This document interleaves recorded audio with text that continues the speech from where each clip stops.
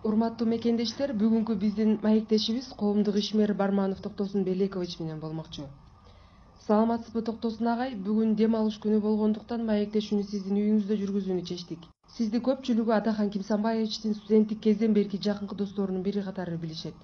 Бул маалыматтын канчалык чындыгы бар, ошол туурасында кененирээк айтып берсеңиз. 1987 жыл болуш керек эле. Мен анда Тибер шаарында кооперативный техникумда окугам, ревизия контролдо. Анан мага кабар келди, Кыргызстандын жаштары чогулуп, Келкел деген коомдук уюм түзүп, ага башчы, лидер шайлашат экен деп. Барып мен ошол жерден тааныштым. Ал Калинин мамлекеттик университетинин актовый залы эле. Алып ата Калинин шаар эле да. Биз ошо окууну бүтүп аткан кезде Тибер шаар болуп которулду. Барып 1 сааттай талкуу болду. Ал жердеги кыргыз эмес, кыргызстандык жаштардын деп. Ал жерде уйгур да бар эле, орус да бар эле, өзбек да бар эле, кыргыздар деп барлык жаштарды чогултуп, актовый зал батпайт, эл көп. Анан сүрдөп кирдим. Мен биринчи жолу көрүп аткам ошол кыргыз балдардын чогулганын. Анан талапкерлерди сунуштап башташты. Кимдер болот деп. 4-5 бала чыкты окшойт. Мен өзүм ишеничтүү чыктым. Эмне үчүн дегенде, мен суд советтин председатели, анан член КПСС, мастер спорта Союза по вольной борьбе дегендей. Эки бала сүйлөдү, талапкерлер. Үчүнчү болуп ушу Адахан чыгып сүйлөдү. Мен кадимгидей таң калдым. Мен Куранган колумда коюп айтып берем, таң калдым. Ушунчалык сөзүнүн маанисине, анан чечендигине, билимине, деңгээлине. Ал киши түшүп кеткенден кийин мен чыктым. Айттым, урматтуу жерлештерим, орус тилинде айттым. Мен алдында чыккан оратордон кийин мен өзүмдүн талапкерлигимди ушул жерлешимдин пайдасын алам деп түшүп кеттим. Анан бир добуштан шайланды окшойт. 85%. Добушту беришти дагы Атахан Кимсанбаевич Кыргызстандын коомдук бирбесинин төрагасы болуп шайланып калды. Андан кийин биз тыгыз байланып баштадык. 1 айда 1, 2 айда 1 чогулуп, бир кандай десем, кеч өткөзүп, кадимгидей биздин Кыргызстандын келечеги, тарыхы, адабияты дегендей. Анан жакындашып баштадык бири-бирибизге. Ал киши менден 1 жаш кичүү экен. Башында ошо Токтосун аке деп жүрдү, анан кийин тең экенбиз деп экөөбүз санашып болуп калдык. Москвада окуган, Ярославда окуган, Нижний Новгороддо окуган, Ленинградда окуган балдардын карым-катнаш ошонун негизинде бизге ал убакта Тынычбек биздин жердешибиз, Токто болуп болот.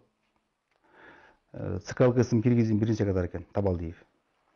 Ошол барып дагы 1 айга чоң жыйын болду. Биз да өзүбүздүн көбүрөөк айттык.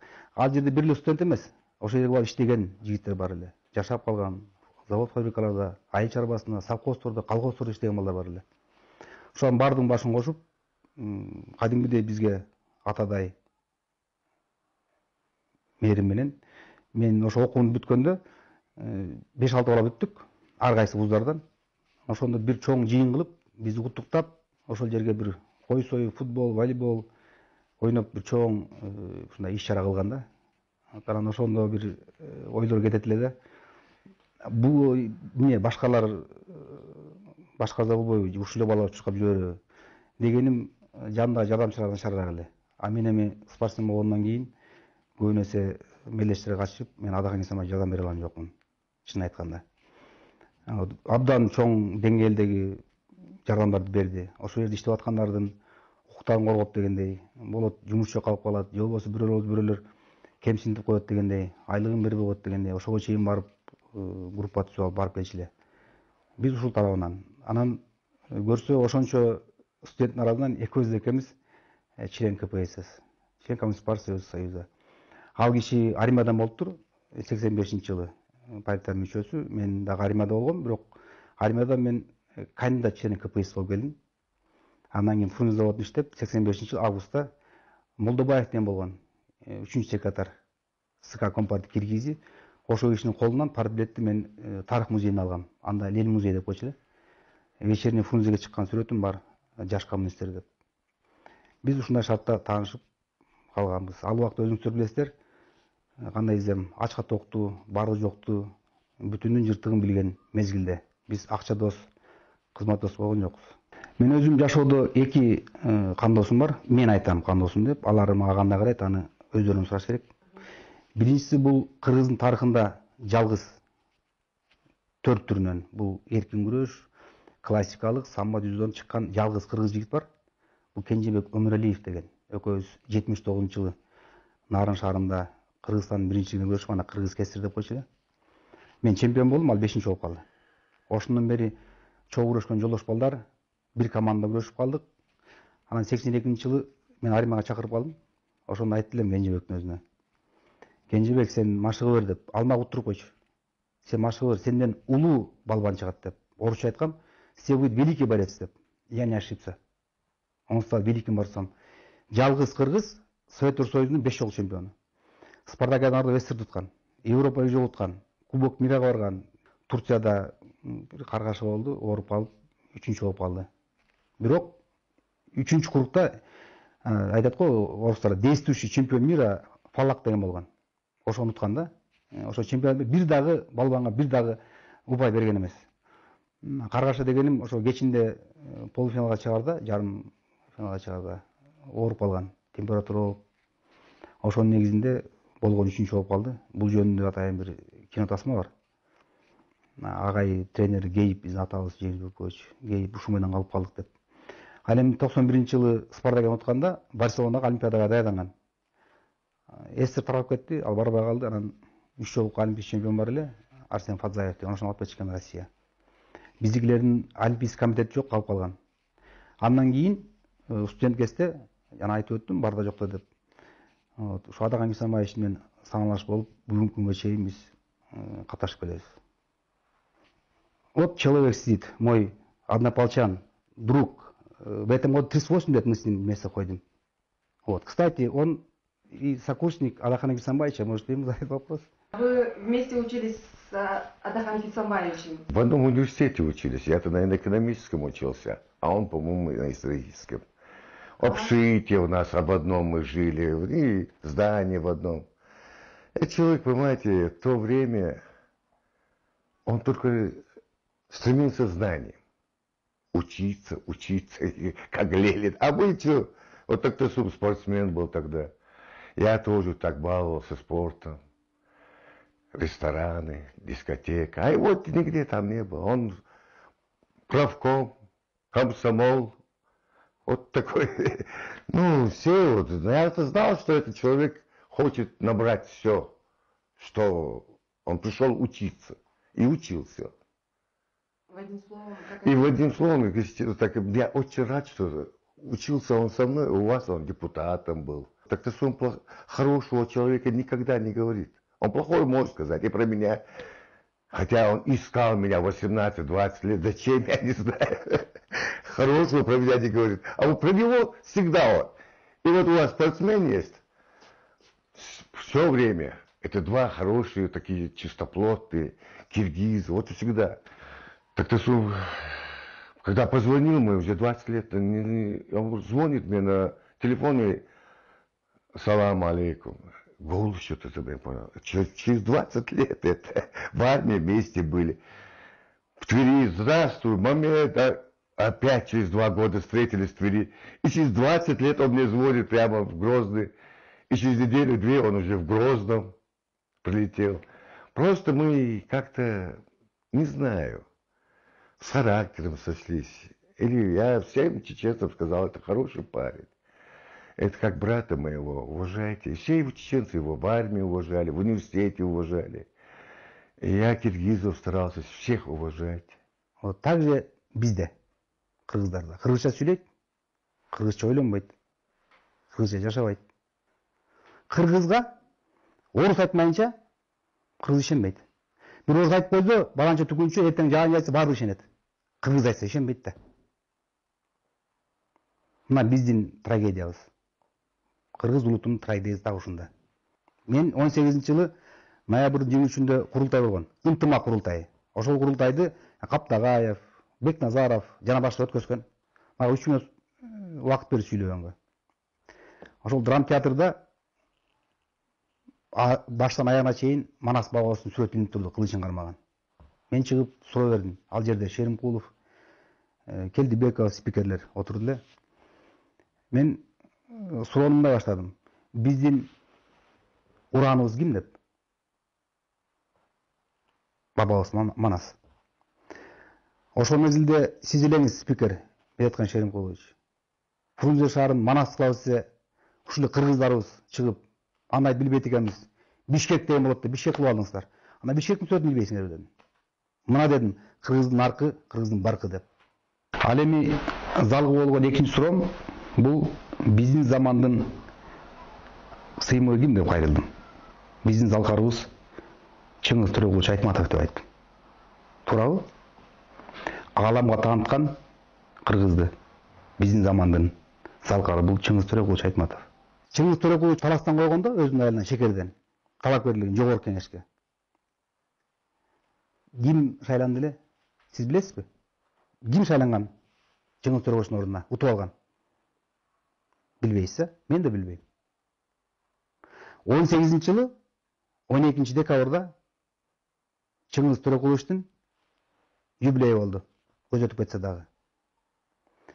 Бүтүндөй аалам дүркүрөдү. Чыңгыз Айтматовдун жылы деп. Аны таластырып өткөзүп койдуңарбы? Мына кыргыздын баркы. Кыргыздын наркы. Сөз барбы? Жаман өзү теңелмесе, сөзү теңелет деп. Айтат го, ит үрөт, кербен үйөрөт деп. Биздин негизги мыйзамыбыз конституция алмаштырып атат. Бизге ата бабабыз алмашпас макал лакап таштап кетпеди эле. Мына биздин мыйзамыбыз макал лакаптарды таштап кеткен бизге. Бизде жигиттер көп, бардыгы жигитпиз. Бардыгы жигитпиз деп чыгабыз. Эрибиз жок болуп атат. Эмнесе кыргыздар айткан? Ерди намыс, коёнду камыш өлтүрөт деген. Эрлер каякта? Эң негизги нерсе Мадумаровдун батырлыгы. Ачык айтайын да, досумдун батырлыгы. Ошо жогорку кеңеште туруп айтты, мен отставкага бердим. Урматтуу депутаттар, колдоп коюңуздар менин отставкамды. 7 этажда бирди сүйлөп, ушул жерге келип бирди сүйлөгөн, президенттин иштешпейм деп айтты ошол жердеги 90 депутатка. Муну кыргыз укпай атат. Укуз да жок. Ал жана кап менен ремонт кылабыз дегенди. Ал Мадумаровдун идеясы болгон эмес, ачык айтайын. Ал вице спикердин идеясы болгон. Муну ал вице спикер айтпай келатат. Ошонун идеясы болгон. Ушу кап немете. Ал бул идеяны колдоп берген. Бул жигит катары ошону сатпай келет ушул күнгө чейин. Ошо вице спикер сатпай келет Алакан Мадумаров. Муну жигит деп коет.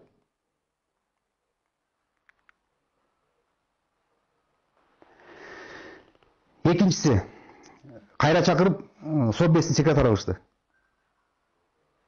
Суранып, ушул иштеп чыгыңыз Совет элбасынын немесин, доктринасын деп. Иштеп чыкты, бардыгын бүтүрдү. Анан чакырган жанагы. Мен муну айтып бердим. Бакиев чакырып, сен аяктан көрүп атасың коррупцияны дегенде бул киши айткан.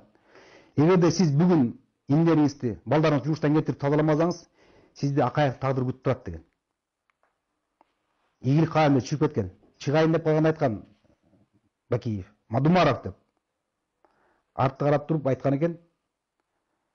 Курмай Салиевич, сиз отурганда ак үйдө экинчи кирбейин деп чыгып кеткен. Муну ким айтат? Муну айтат Батыр дейт. Кызматка чуркаган эмес. Намустуу жигит болгон.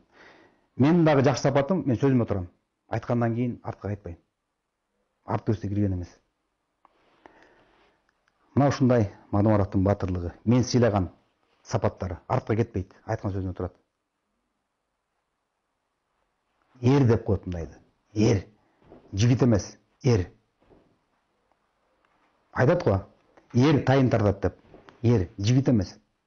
Ошондон айткым келет, ушул мен мекендештериме, жигиттер biraz намыска келели. Душманым болсо дагы намыстуу жигитти мен сыйлайм. Себеби ал арттан келип бычак сайбайт. Душманым болсо дагы намыстуу жигитти мен сыйлайм. Мен балам айтып келем, кагалайм балам. Айтар кеңешим, намыстуу жигиттерден коркпой жүр деп. намыссыздардан корк деп жанына жүргөндөрдөн. Алар бардыгына даяр. Ошол үчүн айтканым, 2 эле кандосум бар, калган досторум толтура, Кудайга шүгүр. Бирок аларга мен үй бүлөмдү ишене албайм. Эгерде бир нерсе болуп кетсе. Ошо 2 досум болуп карайт менин үй бүлөмдү. Ошону айтып, кан досторум деп экөө. Бирөө менен сүйлөшкөндөн корком, бул Адахан Мадумаров. Бирөө менен көрүшкөндөн корком, бул Кенжебек Умралиев. Ачык айтканда айтат го, сен ким экениңди билиш үчүн досуңду билиш керек деп. Мен досторго бактылуу экенмин. 2 досум тең менден күчтүү. Адам Исамбаев үчүн сүйлөшүү өтө оор. Эми үчүн деңгээли башка. Кругозор, начитанность мени таң калтырып келет. Аныкында башка эмне бар? Эмне үчүн менде ошондо илим жок деп. Мамлекеттик кызмат десең, мамлекеттик кызматты, дүйнөлүк саясат десең, дүйнөлүк саясатты, болбосо исламды, шариятты, мен таң калтырып келет, билбеген жок. Ошондуктан мен бул кишиге айтып келем, сен парламентке киресиңби, кирбейсиңби, иштейсиңби, иштебейсиңби, мага барды бур деп, сен аман бол дейм. Аман бол, чогуу карыйлы, бала чакабызга тарбия берели, чөйрөлөстү көрөлү, жакшы тойлорго чогулолу. А мен сенин тиги депутаттык башкаларың мага барды бур деп келем. Мен ушундай достордонбуз. Ушул жерден өзүмдүн бир суроом. Сиз досуңузду айтып атпайсызбы, аябай билимдүү, сабаттуу депчи. Ошол эле учурда сиз кандай ойлойсуз өзүңүздүн көз карашыңызда? Ал өзүнүн табиятынан ошондойбу же өзү изденип ушундай даражага жетти деп ойлойсузбу? Албетте, айтып коет го биз кыргызда. Мен айтып атпаймынбы, конституцияга эмес, мен ата бабалар таштап кеткен, кылым карыткан макала каптарына таянып келем. Мен жашоом ошо менен ар бир күнү. Жетесинде жок деп коет кыргыздар. Гени, аталарынан, энелеринен калган жакшы сапаттар. Албетте, башка жолу бул окуу жана окуу. Бул эми Ленин сөзү эмес, эми айтып өттү бул чечендазым. Бул Куранда жазылган. Бул өтө эмгекчил. Ана албетте ал кишинин көп кемчиликтери бар. Негизги кемчилдиги алган багытын бербейт да. Бир багыт алдыбы, артта өстө кайтпайт. Ушунуз бар. Анан эң жакшы сапаттар бул калп айтуу деген бул иште жок да. Же болбосо ооба мындай кылалы, же тигине кылалы деп туруп алдабайт, ушунусу бар. Мен айтып келем да, эми элге башкачараак түшүнсөң болот да. Десем айтат, мен элди алдай албайм деп. Ана саясаттан кет дейм. Мен айтам, саясатчы, айтып коет го, бул не деп коет, политика грязное дело, политика не бывает друзей, тиги бу деп. Мен айткан сөзүм бар Адаханга. Адаш, менин өзүмдүн көз карашымды берген анализим бул саясат чыныгы жигиттин иши эмес деп. Мен саясатчы боло албайм деп. Эмне үчүн? Мен бирөө катуу сүйлөсө ага мен сөз жооп берем. Айткан сөзүмө турам. Бирөөнү алдай албайм. Демек мен чарбакечмин. Чарба берсе иштеп берем. Саясатчы боло албайм, себеби дегенди алдай албайм. Саясатчы алдаш керек. Черчилль айткан сөзү. Айтат го, настоящий политик тот, который может предсказать, что будет через месяц, через год. Потом через год объяснить всему народу, почем все это не произошло. Это и есть аферизм. Правильно? А настоящий мужчина, он не должен врать. Он не имеет права. Он все-таки мужчина. Ер да. Ер кантип элин алдасын. Мен айтам ушу Адахан ер деп. Эмне себептен сиз Адахан Кенсанбаевичтин партиясында жоксуз? Мен жана башында айтып өтпөдүмбү? Жана шайлоо болгондо 2 эле неме бар экенбиз. Член КПСС. Ошол жерде азыр кызматтан кетти го Абылгазиев, премьер-министр. Ал да ошо Тверде окуган, Сахаровдо окуган. Токтогул Туманов деген бар, депутат болуп жүргөн, комитеттин төрагасы. Азыр министрдин орун басары төраган. Анан Турат Аким деген бар, жана Власть Деньги деген журналдын кожоюну. Ал жигит да ошол Твер шаарында окуган. Көп, мыкты жигиттер абдан көп. 92 жылы жолугуп калдык. Мен анда Эркин Тоо гезитинде орун басар элем. Адахан КТРде иштеп атыптыр. Жолугуп калып, маектешип, баарлашып, кучакташып дегендей ошо Текебаевдин келаткан экен. Аны айтып калды, токко келип, катышып, эксперт катары. Мен айттым, убактым жок. Аны айтып калдым, адаш, партия эмне болду биздики? Жок болдубу деп. Ana ошо экөөбүз сүйлөшкөнбүз. Өмүр өткөнгө чейин башка партияга кошулбайбыз деп. Себеби дегенде мен атамдан 8 жаштан жетим калдым. Ушу КПСС мени ачка кылбай, ток кылып, кийимди бүтүн кылып, мен 3 интернатта окугам Бишкекте, анда Фрунзе шаары эле. Ал партияга мен өзүм аң сезимимден өткөм. Мен башка бирөөнү кантип айтам ата деп, атам жок да. Мен ошо партияга киргем, өзүмдүн аң сезим менен. Ал партияны кантип сатып башка партияга кетем? Мына сурап көрүңүздөр. Бир дагы жетекчи жок. Акимден баштап президентке чейин. Партияны алмаштырбаган. Мен бир да партияга кирген жокмун. Кирбей өтөмүн. Эмне үчүн сөз айтканмын? Айтпадым мен сөзүмө турам деп. Эгерде бүгүн айтса, сен өт тиги партияга, сени президент кылса айтам, өзүңө президентство кыла бер деп. Мага бийликтин кереги жок. Мен бала чакама өзүм тарбиямды берип, мына 3 уулум бар. Неберем, 2 неберем бар, жигиттер. Аларды эр кылып тарбиялашым керек. Алар айтыш керек, биз атабыз, чоң атабыз сөзүнө турган, бирөөнү алдабаган эр болгон деп. Атым алат, Токтосундун баласы деп.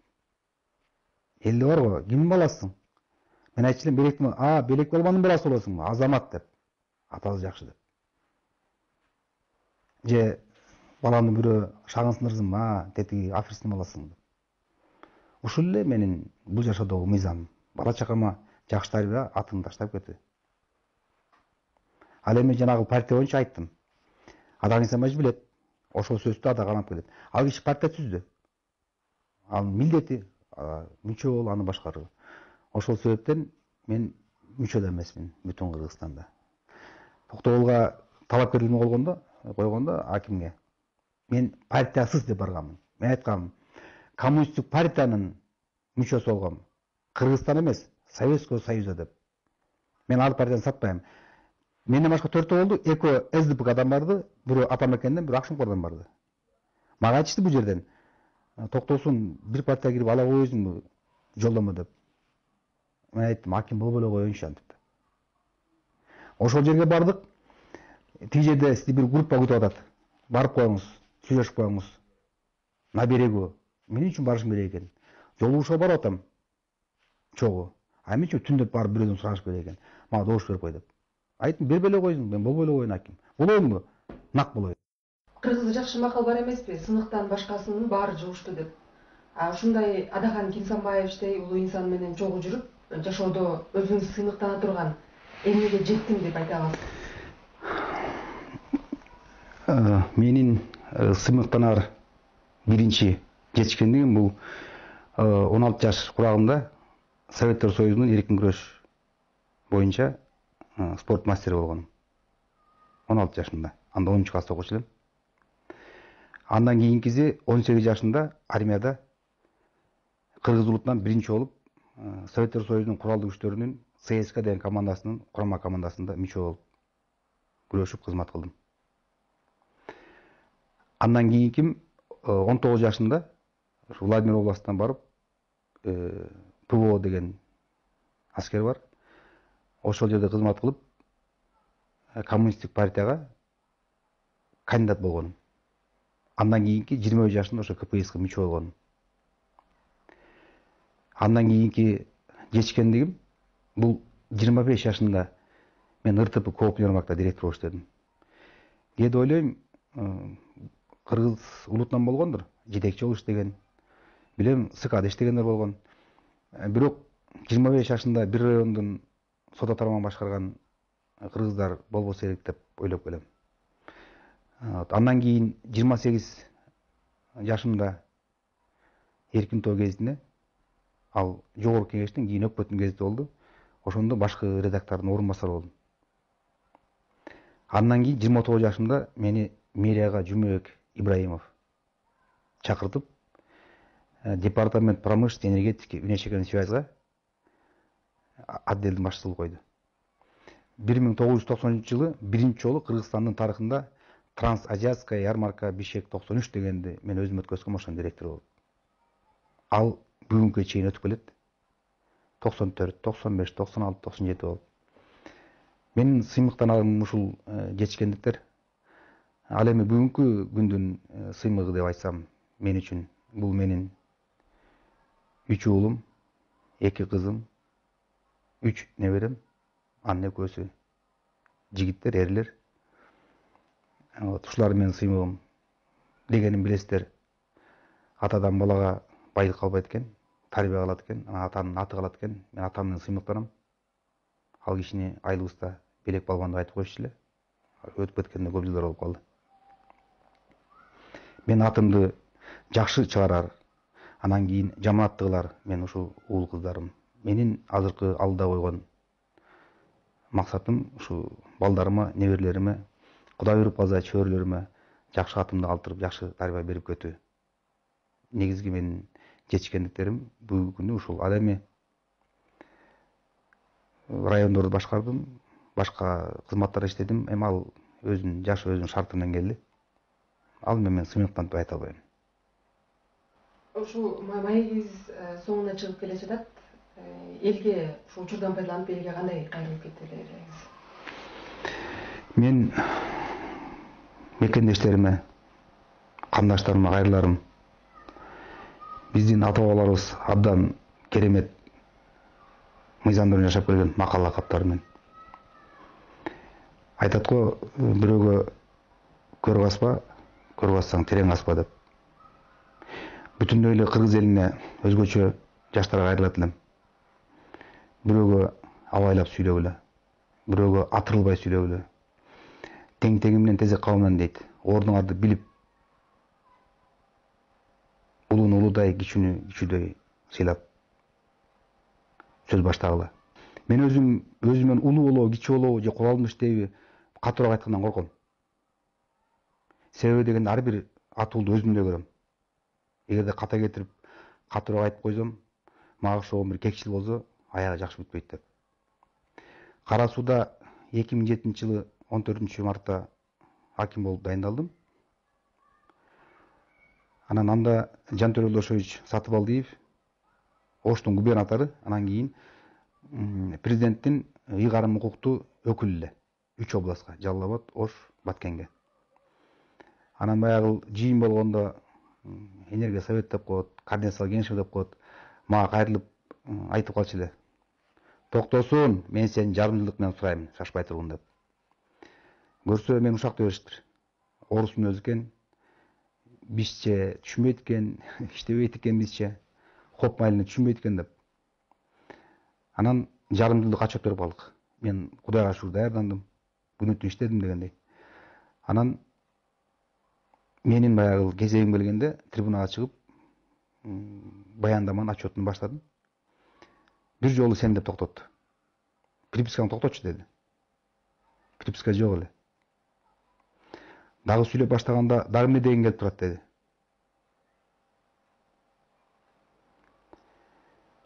Албетте мен этиканы сактап, бир айт сен деди, унчуккан жокмун. Экинчисинде унчуккан жокмун. Айттым: "Жантөрө Лошович, мен баяндамамды улантайм десем, дагы эмне деген келип турат деди. Көрүшсө ал киши бул жумушту 4 айда эле мынча кантип көтөрүп жиберди. Пландар 134-кө, 136-га, дагы эле эсимде. 176-га ФПС'нин аренда төлөмдөрүн. Мен түшүндүм анын позициясын.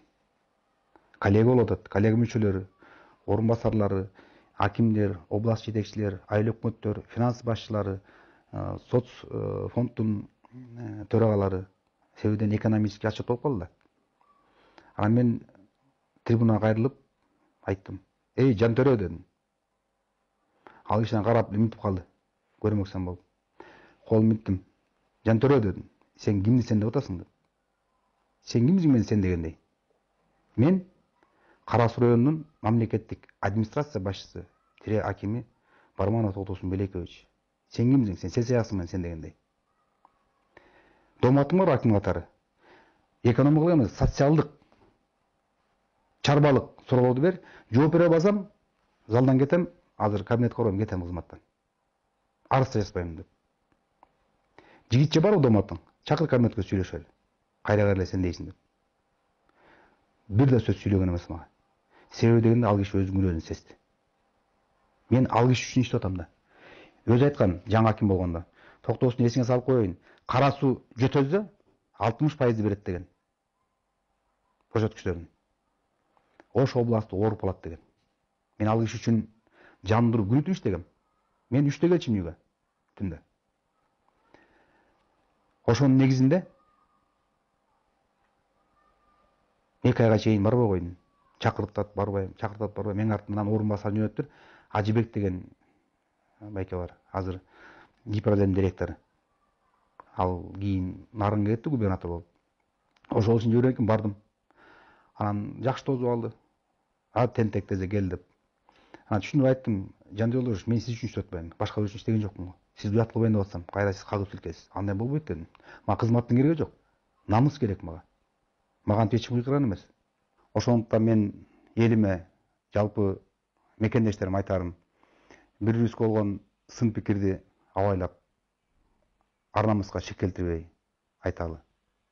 Чектен чыкпайлы.